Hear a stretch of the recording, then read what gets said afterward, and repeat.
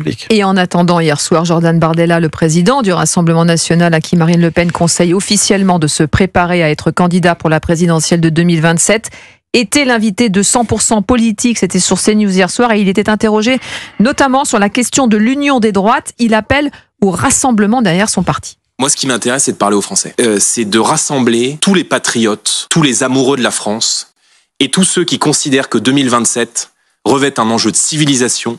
Parce que si on ne sauve pas notre pays en 2027, la France peut disparaître. Il y a beaucoup de valeurs que je partage avec ce qui a été historiquement la droite. Mais je place beaucoup de mes valeurs dans un ethos, dans un système de pensée de droite. Mais dire qu'aujourd'hui... Vous n'êtes pas de gauche. L'enjeu... Ah, certainement pas. Mais donc si on n'est pas de gauche, on est de droite. Mais on peut être plus que ça.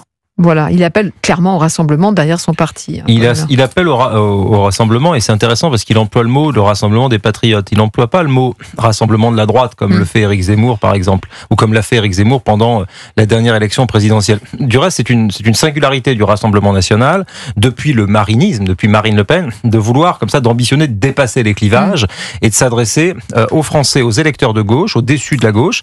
Du reste, c'est ce qui a permis au RN de se hisser à ces niveaux stratosphériques, c'est de reprendre le vote ouvrier jadis dévolu au Parti communiste, notamment dans le nord-est de la France, et de parler aussi, bien sûr, aux Français qui se sentent de droite et qui en ont assez, aux Français, disons, du conservatisme, à la France des honnêtes gens, pour reprendre la formule de LR. Donc, l'équation, elle est là. J'observe quand même une petite nuance, c'est pas pour enfoncer un coin entre Jordan Bardella et Marine Le Pen, ça aurait pas de sens, d'autant plus que là, vraisemblablement, elle la double, donc c'est qu'il n'y a pas de dispute entre eux. En revanche, sur le fond, sur l'idéologie, il y a quand même une vraie différence, c'est que Marine Le Pen, elle a vraiment jamais prôné l'union des droites. Elle a jamais expliqué qu'elle n'était pas de gauche en essayant de nous faire comprendre qu'elle était de droite. Marine Le Pen, elle a prôné le dépassement des clivages. Elle essaye d'avoir un axiome idéologique extrêmement social, dans lequel elle parle aux ouvriers, elle parle aux classes populaires. Jordan Bardella, il faut qu'il fasse attention.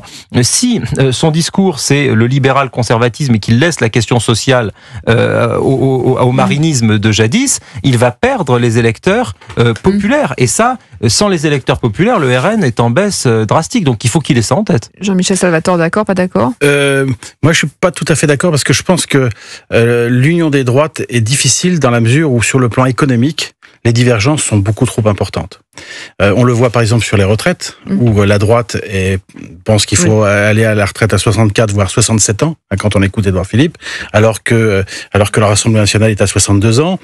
Sur les impôts, ils sont pas d'accord. Sur la conception libérale de l'économie, ils sont pas d'accord. Enfin, ils sont vraiment très opposés. Et c'est vrai que il y a quand même des différences. Et là, il y a quand même des différences entre Jordan Bardella et Marine Le Pen. Marine Le Pen reste quand même sur un programme de gauche, en fait, pour aller vite, mais un programme économique de gauche, alors que Jordan Bardella, on voit bien qu'il est beaucoup plus proche de la droite traditionnelle, et d'ailleurs, ses œillades permanentes en direction du patronat prouvent bien que finalement, il est pas tout à fait de cet avis, et il pense qu'il y a peut-être nécessité de se rapprocher des options de la droite pour faire l'union des droites. Et il est revenu notamment sur un référendum sur l'immigration, qu'il appelle.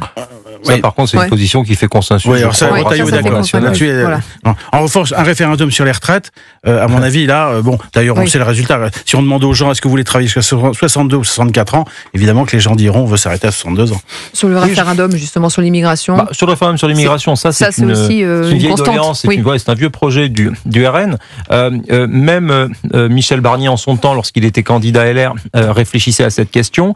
Les LR y réfléchissent depuis longtemps aussi. De fait, si vous voulez mener un vrai coup de barre sur la politique migratoire de façon assez radicale, vous êtes obligé d'en passer par la voie du référendum. Il dit qu'elle ne doit plus se retrouver dans les mains de Bruxelles ou de la CEDH. Oui, c'est ça.